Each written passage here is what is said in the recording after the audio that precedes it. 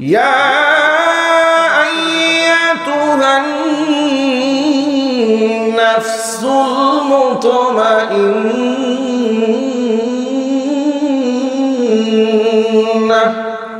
আল্লাহু আকবার আল্লাহু আকবার ইরজিই ইলা রাব্বিকি রাদিয়াতান মারদিয়াহ আল্লাহু আকবার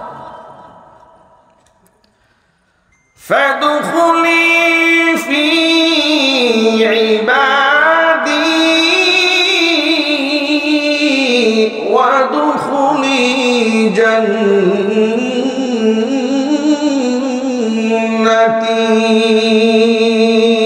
আল্লাহু আকবার ফাদখুলি ফি ইবাদি ওয়াদখুলি জান্নাতি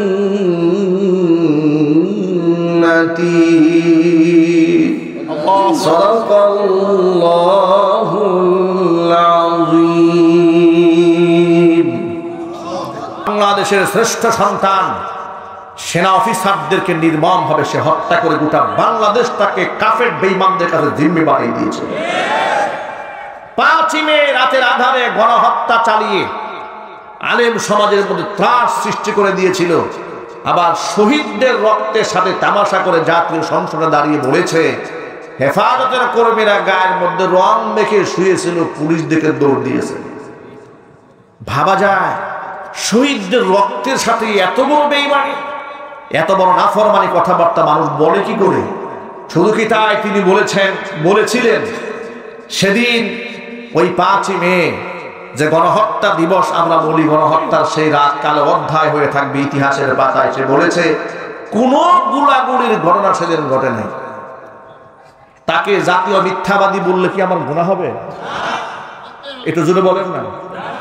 তাকে যদি আমি জাতীয় মিথ্যাবাদী বলি ভুল হবে? জাতীয় মিথ্যাবাদী আলেমদের রক্তের সাথে বেঈমানি করেছে, কথা বলতে হবে, ঠিক কি? অসংখ্য আলেম ওলামাদেরকে নির্মমভাবে হত্যা করেছে, গুম করেছে, খুন করেছে। আমাকে দিয়ে বলি 2013 সালে মাহফিল মঞ্চ থেকে নামিয়ে সরাসরি থানার গারদে ঢুকিয়েছেন। ওসি সাহেবকে বলেছি কি অপরাধ আমাকে নিয়ে আসলেন? তিনি বলেন হুজুর কিচ্ছু বলতে পারবেন না, সব উপরের নির্দেশ। গেল উপরের নির্দেশ। সকালবেলা কোর্টে যখন দাঁড় করিয়েছে দেখি মামলা হাজিরার মধ্যে লিখেছে, মামলার এজাহারে লিখেছে আব্দুর রহিম মাদানী, উনি বিএনপি উপদেষ্টা। উনি গোপন বৈঠকে ছিলেন 1 সদস্য মানুষ নিয়ে। গোপন বৈঠকে পুলিশ যখন ধাওয়া দিয়েছে সব মানুষ পালায় গেছে, 5-7 জন পালাইতে পারে না, এর মধ্যে আমি একজন। আমার পকেটে 16টা ককটেল পাওয়া গেছে। মামলা লিখেছে। আপনি আন্দাজ করতে পারেন আমি যখন কারাগারে ঢুকলাম সেখানকার চোর বাটপারেরাও বলেছে আল্লাহর গজব পুরো ওদের উপরে। যারা খুনের মামলার আসামি তারাও বলেছে যে এই লেভেলে আলেমদেরকে তারা গ্রেফতার করে আল্লাহ লানত করুক এদের উপরে। এইরকম আচরণ ওরা করেছে। হাতের মধ্যে হাত করা পরিয়ে আদালতে গরুর রশি দিয়া টেনে মানুষের সামনে দাঁড় করে আমাদেরকে অপমানিত করেছে, লাঞ্ছিত করেছে। আমাদের এই দৃশ্য দেখে দেশের মানুষ চোখের পানি ছেড়েছে, আমাদের জন্য রোজা রেখেছে, কান্না করেছে, আল্লাহর কাছে দোয়া করেছে। 2019 সালে হজের সফরে গিয়েছি। 18তে গ্রেফতার হয়েছিলেন, 19 সালে আল্লাহ পাক বাইতুল্লাহতে নিয়েছিলেন। তো সেখানে যাওয়ার পরে বাইতুল্লাহ চত্বরে তাহাজ্জুদের নামাজের সময় মসজিদের দিকে যাচ্ছি, এমন সময় পাবনা জেলার এক মহিলা স্বামী সহ সপরিবারে হজে গেছে। কসম আল্লাহর রব্বিল কাবা, কাবার রবের কসম করে বলছি, এই মহিলা দূর থেকে আমাকে দেখে চোখের পানি ছেড়ে দরদর করে কেঁদে দিয়েছে। আমাকে দেখে বলছে হুজুর জেলখানায় যখন আপনাকে ঢুকানো হয়েছিল এই সংবাদ যখন আমরা ফেসবুকে পেয়েছি আমরা অজস্রভাবে কেঁদেছি এবং আপনার জন্য আল্লাহর কাছে দোয়া করেছি। এমনকি তাহাজ্জুদের সময় এই বাইতুল্লাহ চত্বরে দাঁড়িয়ে আল্লাহর কাছে বলেছিলাম আল্লাহ জীবনে একবার যেন হুজুরকে দেখতে পারি। মাত্র দোয়া করে তাহাজ্জুদের নামাজ পড়ে মসজিদ থেকে বের হয়েছে আর সাথে সাথে আপনার সাথে আল্লাহ পাক দেখা করে দিয়েছেন। আল্লাহু আকবার বলবেন না? আমি আমার কেরামতি বোঝাবার জন্য বলি নাই, আল্লাহর কসম, কারণ এখানে আমার কেরামতি কিছুই নাই। কেরামতি যদি হয় তো ওই মহিলার হবে। ঠিক কিনা বলেন? সে তো আল্লাহর কাছে দোয়া করেছে, আল্লাহ তার দোয়াকে মঞ্জুর করে নিয়েছে। তাহলে আলেমদের জন্য দোয়া করেছে তৃণমূল থেকে। গোটা পৃথিবীর অজস্র মানুষ আলেমদের জন্য কেঁদেছে, চোখের পানি ফেলেছে, রমজান মাসের মতো রোজা রেখেছে, নফল রোজা রেখেছে আলেমদের জন্য।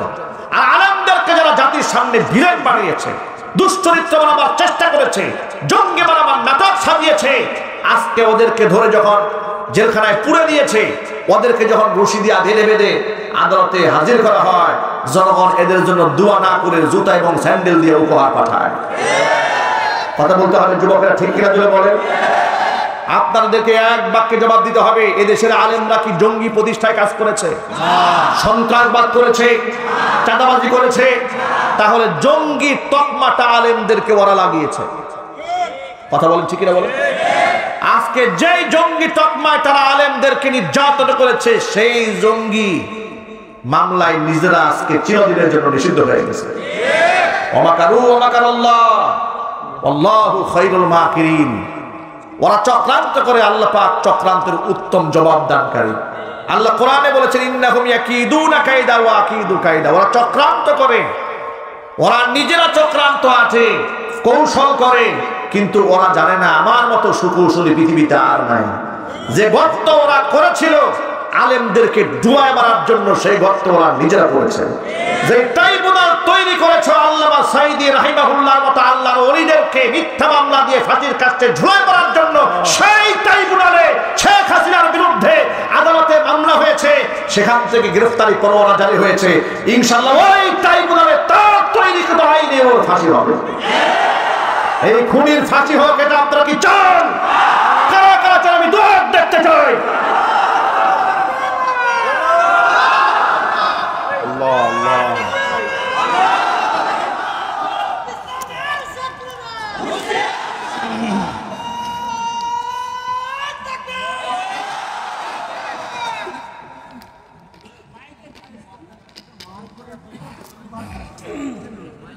আমার প্রিয় ভাইরা, আর এবং আমাদেরকে জঙ্গি তকমা দিয়েছিল ওরা, অথচ আপনারা এক বাক্যে জবাব দিয়ে বলবেন বাংলাদেশে হাজার হাজার মাদ্রাসা আছে না নাই? সবাই জোরে বলেন। কোন মাদ্রাসার ছাত্ররা অস্ত্রবাজি করে মাদ্রাসা বন্ধ করেছে? একটা ঘটনা আছে? কোন মাদ্রাসার মধ্যে মাদক পাওয়া গেছে? গাঁজা, আফিম, হেরোইন? কোন মাদ্রাসায় ছাত্রী ধর্ষিতা হয়েছে, নির্যাতনের শিকার হয়েছে? এরপরও এরা হয়ে গেছে দেশের শত্রু, ওরা হয়ে গেছে বন্ধু, যারা বিশ্ববিদ্যালয়ে ধর্ষণ করে সেঞ্চুরি করে উদযাপন করেছে। কথা বলতে হবে, ঠিক কিনা বলেন? ওরা আমাদেরকে সন্ত্রাস বলতো, মৌলবাদ বলতো, উগ্রবাদ বলতো, অথচ আমাদের মাদ্রাসার মধ্যে সার্চ দিলে কি পাওয়া যাবে? অসংখ্য কোরআন শরীফ পাওয়া যাবে। কথা বলেন না কেন? আচ্ছা, আমি কি মিথ্যা কথা বলছি আপনাদের সামনে? কোরআন পাওয়া যাবে, হাদিসের কিতাব পাওয়া যাবে, তাফসীরের কিতাব পাওয়া যাবে, তাসবিহ পাওয়া যাবে, জায়নামাজ পাওয়া যাবে, কিন্তু সেখানে হকি স্টিক পাওয়া যাবে না। যদি বলেন চাইনিজ কোরআন পাওয়া যাবে না, লগি বৈঠা পাওয়া যাবে না। আর ওদের এই সোনার ছেলেদের হলে যখন সার্চ দেওয়া হয়েছে, কি সুন্দর সুন্দর তাহাজ্জুদের সরঞ্জাম, ঠিক না? বড় বড় রামদা, এগুলা পাওয়া যায় নাই, হকি স্টিক পাওয়া যায়নি। ওরা সারা জীবন সন্ত্রাস কর্মকাণ্ড করে, নিজেরা জঙ্গিবাদ কায়েম করে, নিজেদের অপকর্মকে আলেমদের উপর চাপিয়ে তারা সত্যকে মিটিয়ে দেওয়ার ষড়যন্ত্র করেছিল। আমি আপনাদেরকে একটা এক্সাম্পল দিয়ে আলোচনার শেষ দিকে যাব। আপনারা কি বিরক্ত হচ্ছেন? আপনাদের কষ্ট হচ্ছে? আপনারা বলেন তো একটা কথা, বীর দর্পে বলবেন, সত্যকে কি কোনোদিন মিথ্যা দিয়ে চাপা দিয়ে রাখা যায়? পৃথিবীতে আজ পর্যন্ত কেউ পেরেছে? সাময়িকভাবে একটু ধোঁয়াশা সৃষ্টি করা যায়, কিন্তু সত্যকে কোনোদিন মিথ্যা দিয়ে ধামাচাপা দিয়ে রাখা যায় না। গোটা পৃথিবীর যুবকদের চরিত্রের জন্য অন্যতম শ্রেষ্ঠতম উপমা আল্লাহর নবী ইউসুফ আলাইহিস সালাতু ওয়াস সালাম, যাকে আল্লাহ রাব্বুল আলামিন এমন সুন্দর চেহারা আর এমন অবয়ব দিয়ে সৃষ্টি করেছেন, গোটা জগতে তার সাথে চেহারার সৌন্দর্য দিয়ে আর কারো তুলনায় হয় না। জোরে জোরে কোন আল্লাহু আকবার। আমাদের নবী, আমাদের কলিজার টুকরা নবী, নয়নমণি বিশ্বনবী মুহাম্মদ রাসূলুল্লাহ সাল্লাল্লাহু আলাইহি ওয়াসাল্লাম মিরাজ রজনীতে সমস্ত নবীদের সাথে সাক্ষাৎ করেছেন। সাক্ষাৎ হওয়ার পরে দুনিয়াতে আসার পরে সাহাবীদের মাঝে গল্প করেছেন। সাহাবীদেরকে ডেকে ডেকে বলেছেন, ও সাহাবীরা, আমার ভাই ইউসুফের সাথে যখন আমার দেখা হলো, জিবরাইল আলাইহিস সালাতু ওয়াস সালাম যখন পরিচয় করাই দিলেন যে ইনার নাম হচ্ছে হযরত ইউসুফ, আমি তার চেহারার দিকে যখন তাকালাম, আমার কাছে মনে হয়েছে গোটা পৃথিবীর সৌন্দর্যটাকে যদি দুটা ভাগে ভাগ করা যায়, তাহলে অর্ধেকটা সৌন্দর্যটা আল্লাহ রাব্বুল আলামিন গোটা বিশ্বের মধ্যে বন্টন করে দিয়েছে, আর গোটা পৃথিবীর সমস্ত সৌন্দর্যতার বাকি অর্ধেক আমার ভাই ইউসুফের চেহারার মধ্যে আল্লাহ পাক দান করে দিয়েছে। ভাবা যায়, এটা কিন্তু সাধারণ মানুষের স্টেটমেন্ট নয়, এটা সাধারণ মানুষের মন্তব্য নয়। এই মন্তব্য হযরত ইউসুফ সম্পর্কে করেছেন নবীনা মুহাম্মদ রাসূলুল্লাহ সাল্লাল্লাহু আলাইহি ওয়াসাল্লাম। অপারেটর ভাই, একটু সাউন্ড বাড়াই দেওয়া যায় না? কথা টানতেছে না, কষ্ট হচ্ছে কথা বলতে আমার। ইউসুফ আলাইহিস সালাতু ওয়াস সালামের চেহারা সম্পর্কে রাসূল পাক সাল্লাল্লাহু আলাইহি ওয়াসাল্লাম এই মন্তব্য করেছেন। আচ্ছা, আপনারা কি আন্দাজ করতে পারেন যে মানুষ কতটা সুন্দর হলে চেহারার দিকে তাকিয়ে এক মুহূর্তে তৎকালীন যুগের মেয়েরা ফল না কেটে হাত কেটে ফেলে দিয়েছিল? এটা কি পৃথিবীর সাধারণ কোনো চেহারার সাথে তার তুলনা হয়? সুবহানাল্লাহ বলেন।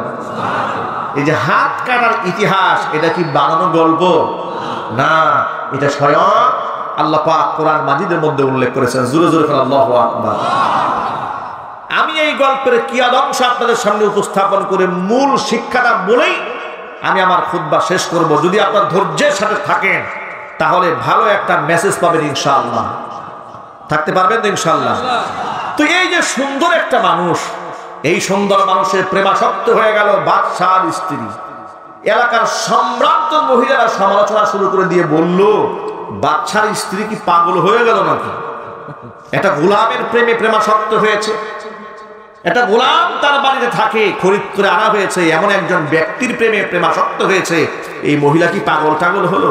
জুলাইখা যখন শুনেছে, বিরাট লম্বা ইতিহাস, এলাকার সম্ভ্রান্ত সমস্ত মহিলাদেরকে নিজের বাড়ি দাওয়াত দিয়েছে।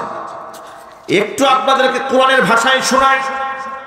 আল্লাহ রাব্বুল আলামিন বলেছেন, ফালাম্মা সামিআত বিমাকরিহিন্না আরসালাত ইলাইহিন্না ওয়া আ'তাদাত লাহুন্না মুত্তাকাআ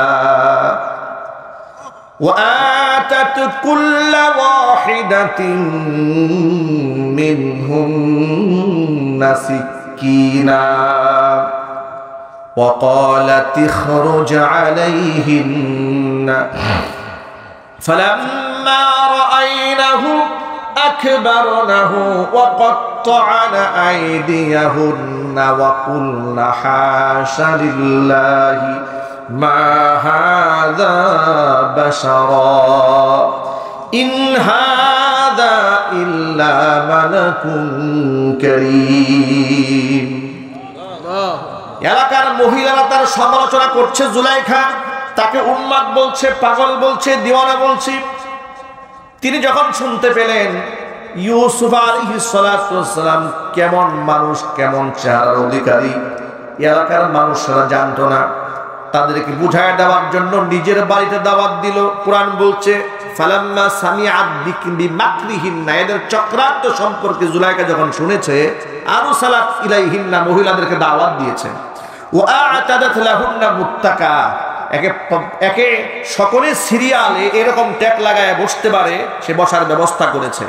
ওয়া আতাত কুল্লা ওয়াহিদাতিন মিনহুন্না সিকিনা, আমন্ত্রিত আগত প্রত্যেকটা মহিলা মেহমানের হাতে জুলাইখা একটা করে ছুরি ধরিয়ে দিয়েছে, আর ফল দিয়েছে খাওয়ার জন্য। মহিলারা ফল কেটে কেটে খাচ্ছে। এটা তৎকালীন যুগের নিজাম ছিল, এটা কালচার ছিল। ফল কেটে খাচ্ছে। ঠিক এই মুহূর্তে ইউসুফ আলাইহিস সালাতু ওয়াস সালামকে জুলাইখা বলল, ক্বালাত ইখরুজ আলাইহিন্না, ইউসুফ তুমি এই দরজা দিয়ে ঢুকবে, ওই দরজা দিয়ে বের হয়ে যাবে। ইউসুফ আলাইহিস সালাম এক দরজা দিয়ে ঢুকেছে, আরেক দরজা দিয়ে বের হয়েছে। এতটুকু নজর পড়েছে, এক মুহূর্তের জন্য নজর পড়েছে আগত মেহমানদের হযরত ইউসুফের চেহারার উপরে। এই চেহারা দেখা মাত্র কোরআনে আল্লাহ বলেছেন, আগে বলেন আল্লাহু আকবার, আরো জোরে। এটা তো আমার কথা বলবো না, আল্লাহ কি বলেছেন সেটা আগে শুনেন। কোন আল্লাহু আকবার। আল্লাহ বললেন ফালাম্মা রাআইনাহু, মহিলারা যখন আমার নবী ইউসুফকে দেখলো, আকবারনাহু আই আ'জাবানাহু, একেবারে বিস্মিত হয়ে গেল। এমন বিস্মিত হয়েছে, এমন অবাক তারা হয়েছে, ওয়াকাত্তানা আইদিয়াহুন্না, হাত কেটে ফেলেছে।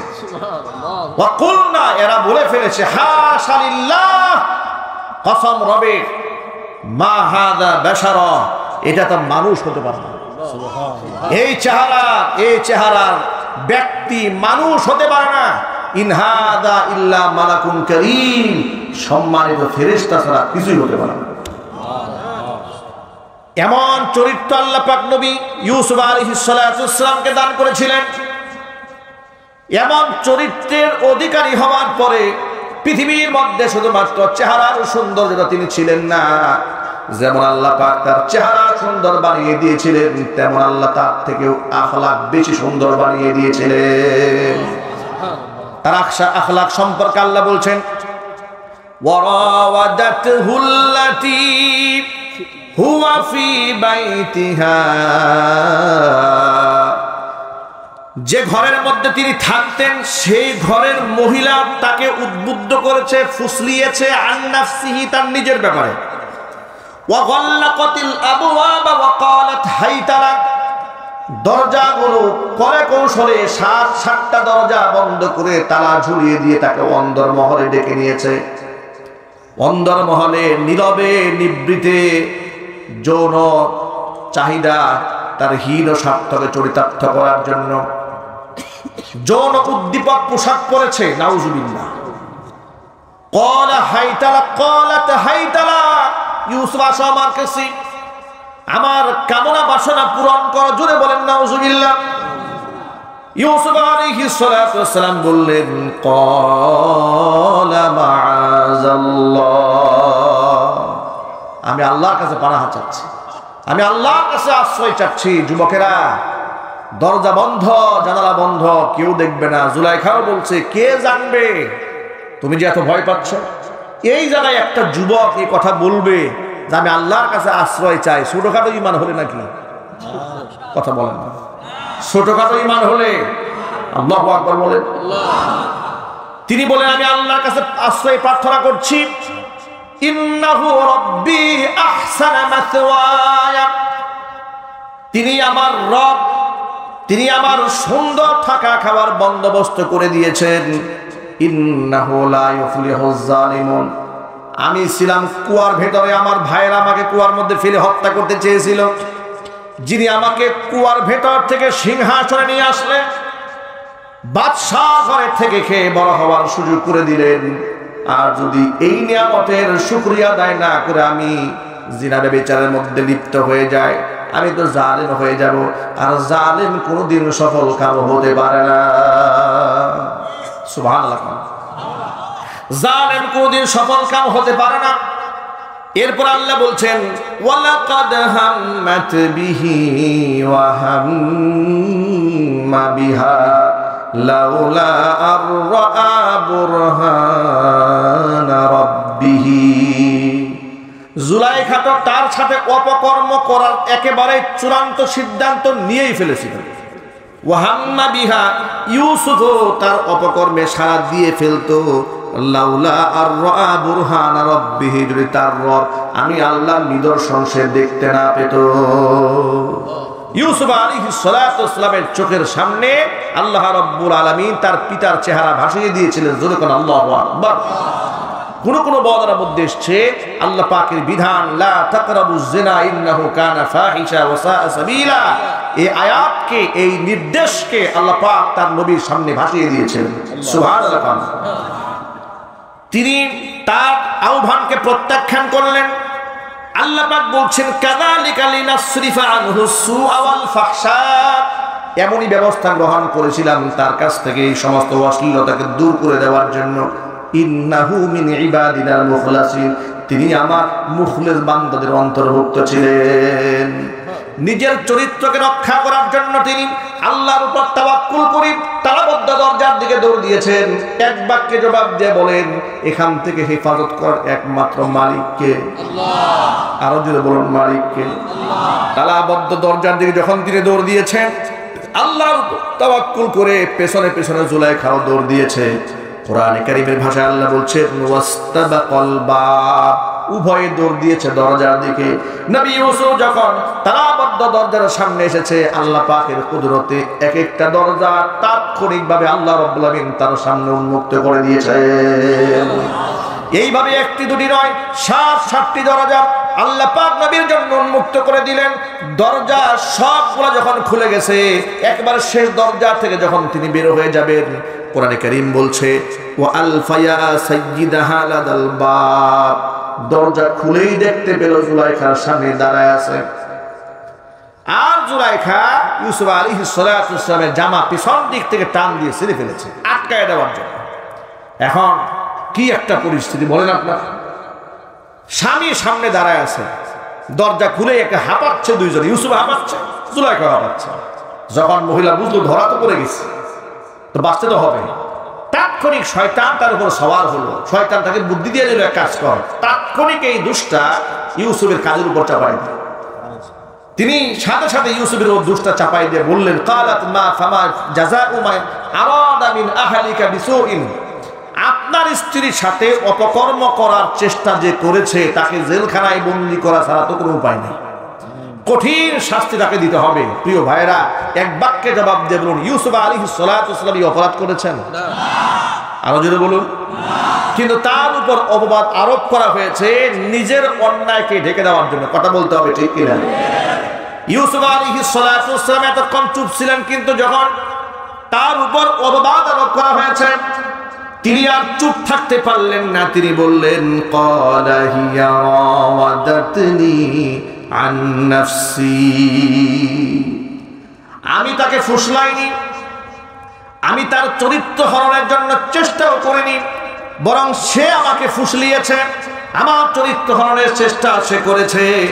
এবার স্বামী জিজ্ঞেস করলো, তাহলে ইউসুফ তোমার প্রমাণ কি, দলিল কি বলো?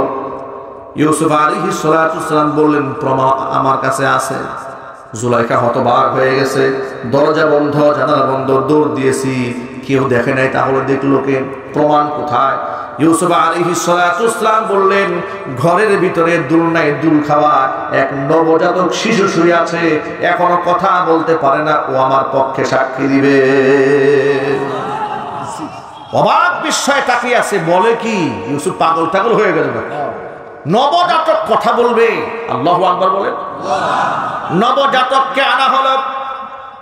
আপনারাই বলেন, আল্লাহ পাক যদি চান নবজাতকের মুখ থেকে কথা বের করতে পারেন কিনা?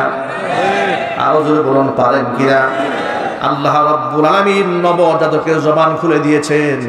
বাদশার সামনে যখন তাকে আনা হয়েছে, এমন কৌশলে জবাব দিয়েছেন, বাদশাহ কারো সাক্ষীর প্রয়োজন মনে করে নাই, নিজেই ইউসুফের পক্ষে সাক্ষী হয়ে গেছে।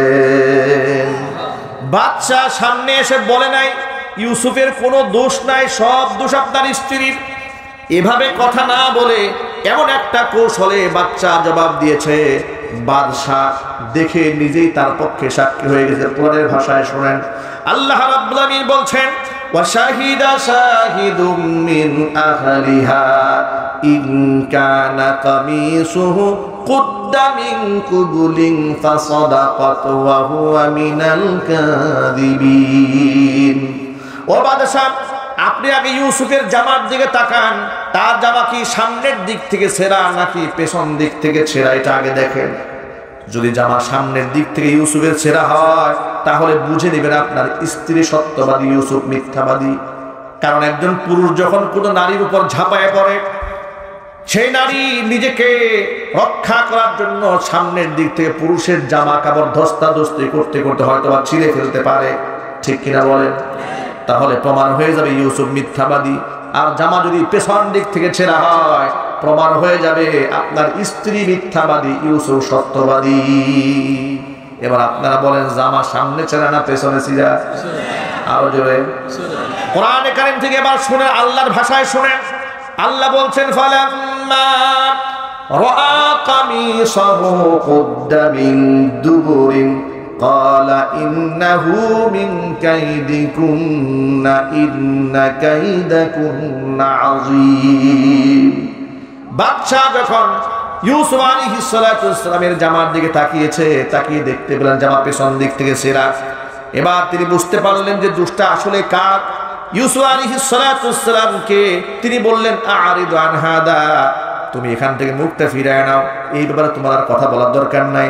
আর বউকে ডেকে বলছেন ইন্নাহু মিন কাইদিকুন্না, এটা তোমাদের চক্রান্ত, ইন্না কাইদাকুন্না আযীম, তোমাদের মহিলাদের চক্রান্ত বড় ভয়ঙ্কর। নারীদের চক্রান্তে যে একবার পা দিয়েছে, যদি ইমাম সাহেব দিয়ে থাকে ইমামতি নাই, কথা বলেন, যদি মুয়াজ্জিন সাহেব দিয়ে থাকে মুয়াজ্জিনের চাকরি নাই, Saqlain police cadre, BCS cadre Saqlain পরিমণির ফাঁদে পা দিয়েছিল। বেটার চাকরিও নাই, চরিত্রও নাই, সম্মান নাই, সব শেষ। কথা বলতে হবে ঠিক কিনা যুবকেরা? এই জন্য যেখানে সেখানে পা দেওয়া যাবে না, সাবধান। ইন্না কাইদাকুন্না আযীম, মহিলাদের চক্রান্ত বড় ভয়ঙ্কর। এটা সব মহিলা না, আবার যারা নিকার মহিলা তারা পৃথিবীর শ্রেষ্ঠ সম্পদ। চিল্লাখন আল্লাহু আকবার। মহিলাদের চক্রান্ত বড় ভয়ঙ্কর। আমি এই উপমা, এই ঘটনা শুরু থেকে শেষ পর্যন্ত টানতে গেলে 6 মাসেও শেষ হবে না, এত শিক্ষা এখানে আছে। আমি লম্বা একটা ঘটনার সার সংক্ষেপ মাঝখান থেকে আপনাদের সামনে উপস্থাপন করেছি, একটা মেসেজ দেওয়ার জন্য। সত্যকে কোনোদিন মিথ্যা দিয়া ধামা চাপা দিয়ে রাখা যায় না, ঠিক কিনা যদি বলেন? আচ্ছা, নিরপরাধ ইউসুফ আলাইহিস সালাতু ওয়াস সালামের উপরে অপবাদের মিথ্যা বুঝা চাপিয়ে দেওয়ার চক্রান্ত সিদ্ধান্ত জুলাইখা যে শয়তানের ওয়াসওয়াসায় পড়ে নিয়েছিল, সেই শয়তান বোধহয় মারা গেছে। আছে বাংলাদেশে? নাই। আছে না নাই? যে শয়তান চক্রান্ত করে জুলাইখাকে উদ্বুদ্ধ করেছিল নিরপরাধ ইউসুফ আলাইহিস সালাতু ওয়াস সালামের উপরে অপবাদের বুঝা চাপিয়ে দেওয়ার জন্য, সত্যকে আড়াল করে মিথ্যাকে প্রতিষ্ঠা করার জন্য যে শয়তান চক্রান্ত করেছিল, সেই শয়তান আজও বাংলাদেশে আছে না নাই? ওই শয়তান স্বৈরাচারী সরকারের উপর ভর দিয়ে জঙ্গিবাদের তকমা নিজেদের অপকর্ম আলেমদের উপর চাপিয়ে দেওয়ার চেষ্টা করেছিল। কথা বলতে হবে ঠিক কিনা জোরে বলেন? ওরা পরাজিত হয়েছে। বর্তমান সরকার ছাত্রলীগকে জঙ্গি সংগঠন হিসেবে নিষিদ্ধ করেছে। আবার আবেদন আসছে যে আওয়ামী লীগকে নিষিদ্ধ করে দেওয়া যায় কিনা রাষ্ট্রীয়ভাবে। আমি বলবো এই দেশে আইন করে লাভটা কি? গোটা জনগণ তো এদেরকে 16 বছর আগেই তালাক দিয়েছে। কথা বলতে হবে ঠিক কিনা যদি বলেন? 16 বছর আগে তালাক দিয়েছে বিদায় তো তারা পালায়ে গেছে, ওকে নিষিদ্ধ করার দরকার নেই। পচা জিনিসটি তো আলোচনায় দরকার নাই। এই বাংলাদেশে অনেক তন্ত্রমন্ত্র দেখা হয়েছে, অনেক লোভনীয় প্রস্তাবে জাতির সামনে উপস্থাপন করা হয়েছে। জাতি বুঝে গেছে সব মিথ্যা, চাঁদাবাজি, ভণ্ডামি ছাড়া কিছু নয়। অতএব আগামীর সংসদ, আগামীর বাংলাদেশ হবে কোরআনের সংসদ এবং কোরআনের বাংলাদেশ। এই জন্য গোটা বাংলাদেশ থেকে, সমস্ত উপজেলা থেকে, 300 আসন থেকে আনন্দের নেতৃত্ব আসুক। এটা কি আপনারা চান? কারা কারা চান? দুয়ার দেখান, কারা কারা চান?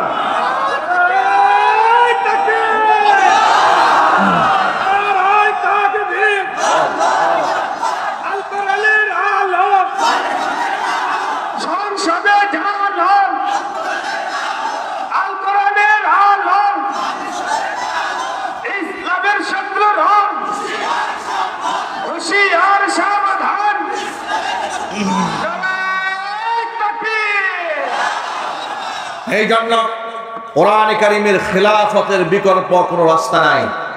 ইনশাআল্লাহ বলেন, আল্লাহর কোরআনের খেলাফত কায়েম করতে হবে। ইনশাআল্লাহ বলেন, যদি খেলাফত প্রতিষ্ঠিত হয় এ জাতি মুক্তি লাভ করবে। এছাড়া মুক্তির কোনো লাভ নাই। চেয়ার পরিবর্তিত হবে, এক চোর যাবে আরেক চোর আসবে, ছোট চোর যাবে বড় চোর আসবে। ছোট ডাকাত যাবে, বড় ডাকাত আসবে। ছোট সন্ত্রাস যাবে, বড় সন্ত্রাস আসবে। আর সমস্ত সন্ত্রাসী কর্মকাণ্ড বন্ধ হয়ে যাবে কোরআন যদি প্রতিষ্ঠিত হয়ে যায়। ঠিক কিনা বলেন? আফগানিস্তান যেমন মাত্র 2 বছরে ঘুরে দাঁড়িয়েছে, গোটা পৃথিবীর মধ্যে মডেল রাষ্ট্র হয়ে যাচ্ছে আফগানিস্তান। বলেন ইনশাআল্লাহ, বলেন আলহামদুলিল্লাহ। আল্লাহ যেন আফগানের মতো বাংলাদেশকেও কবুল করে নেন, জোরে করে আমিন। সুতরাং যার সাথে যার মহব্বত, তার সাথেই তার কিয়ামত। আমাদের মহব্বত হবে নবীদের সাথে, আমাদের মহব্বত হবে ওলামাদের সাথে, আমাদের মহব্বত হবে শহীদদের সাথে, আর আমাদের সংগ্রাম হবে কোরআনে কারীম রাজ কায়েম করার জন্য। আল্লাহ রাব্বুল আলামিন আমাদের সকলকে কবুল করেন, মঞ্জুর করেন। সকলে জোরে বলুন আমিন। মালিক তুমি জান্নাতে, তোমার পাশে আমায় একটি ঘর বানিয়ে দিও, একটি ঘর বানিয়ে দিও। মালিক তুমি জান্নাতে, তোমার পাশে আমার একটি ঘর বানিয়ে দিও, একটি ঘর বানিয়ে দিও। সে বিভীষিকাময় মহাদিনে তোমার প্রতিবেশী করে নিও। মালিক তুমি জান্নাতে, তোমার পাশে আমার একটি ঘর বানিয়ে দিও, একটি ঘর বানিয়ে দিও।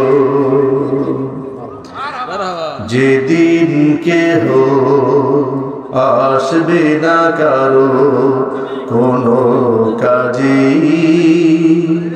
যেদিন পাপী পাপের বোঝায় মরবে রাজে, পুলসিরা পার হতে গিয়ে পিছলে যাবে কত পথি, আবার কেহ পুণ্য নিয়ে পার হয়ে যাবে ঠিক ঠিক। সে মহাদিনের মহাক্ষণে, সে মহাদিনের মহাক্ষণে পার করে তুমি দিও। মালিক তুমি জান্নাতে, তোমার পাশে আমার একটি ঘর বানিয়ে দিও, একটি ঘর বানিয়ে দিও, একটি ঘর বানিয়ে দিও। সকলেই বলেন আল্লাহুম্মা আমিন।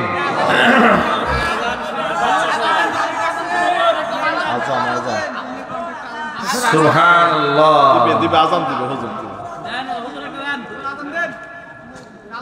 আচ্ছা, আজানের একটা কন্ডিশন আছে, শর্ত আছে, শর্ত পূরণ করতে হবে। করা যাবে? ওয়াদা করতে হবে আজকের পর থেকে জীবনে সজ্ঞানে স্বইচ্ছায় সুস্থ মস্তিষ্কে এক ওয়াক্ত নামাজও কাজা হবে না। আগে আগে ওয়াদা করেন।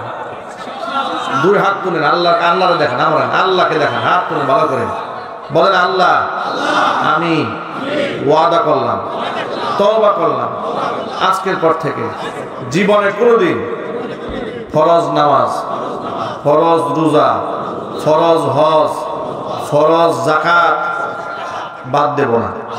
আল্লাহ তুমি আমাকে কবুল করো, জোর করে আমিন। হাত নামা। আল্লাহু আকবার, আল্লাহু আকবার।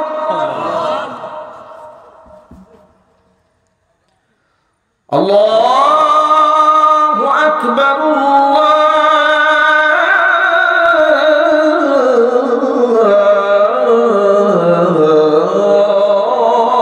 আল্লাহু আকবার।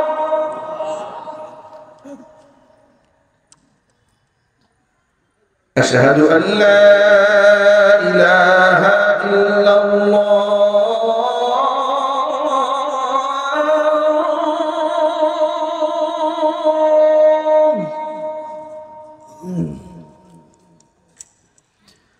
أشهد أن لا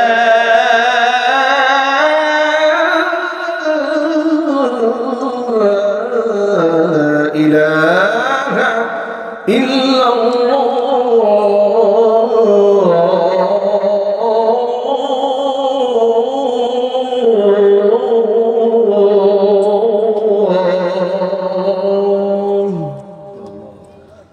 আজানের এই ধ্বনিটি এখন গভীর রাত, মাইকের আওয়াজ অনেক দূরে চলে যাচ্ছে, মানুষ বিভ্রান্ত হওয়ার যথেষ্ট সম্ভাবনা আছে। শুধু আপনাদের দাবির প্রেক্ষিতে কমিটি আমাকে আগে বলেছে যে হুজুর আপনি আসবেন, এই কথা শুনে যে কত মানুষ বলেছে একটু আজান শুনবো, একটু শুনেছি। আল্লাহ রাব্বুল আলামিন যেন আজানের মহব্বত যেমন অন্তরে দিয়েছেন, নামাজের মহব্বত আল্লাহ পাক অন্তরে ঢেলে দিন। সকলে বলেন আল্লাহুম্মা আমিন।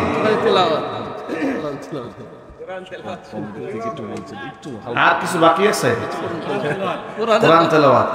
সুবহানাল্লাহ, সারা ওয়াজ যে কতগুলা কোরআন তেলাওয়াত করছি, আরো বাকি আছে। আচ্ছা, একটু আমি সেন্টারে যে তিলাওয়াত হয় রমজান মাসে, ওটা একটু শোনাচ্ছি ইনশাআল্লাহ।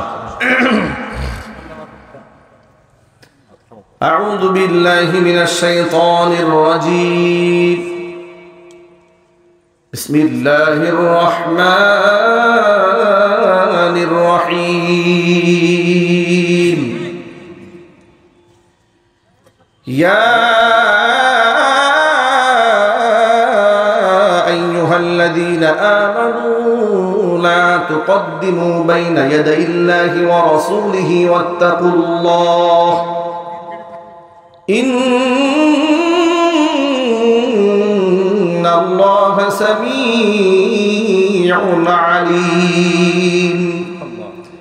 يا أيها الذين آمنوا لا ترفعوا أصواتكم فوق صوت النبي ولا تجهروا له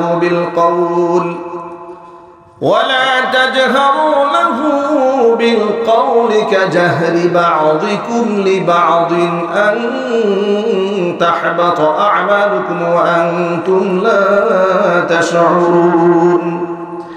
إن الذين يغضون أصواتهم عند رسول الله أولئك الذين امتحن الله قلوبهم للتقوى لهم مغفرة وأجر عظيم. إن الذين ينادونك من وراء الحجرات أكثرهم لا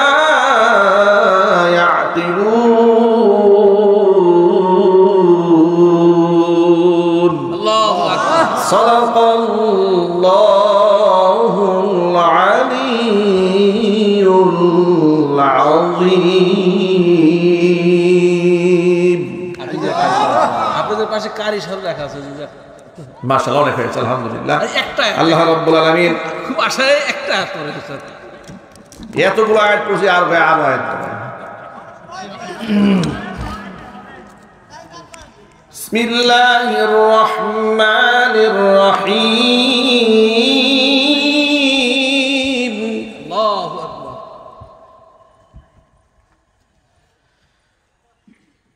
ইয়া আইয়াতুহান নাফসুল মুতমাইন্নাহ।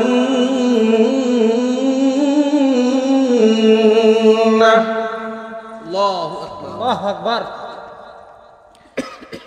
ارجعي إلى ربك راضية مرضية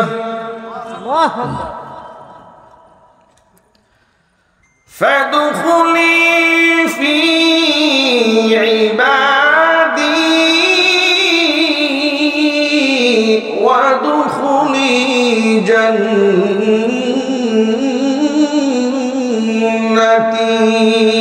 جنتي فادخلي في عبادي وادخلي جنتي صدق الله العظيم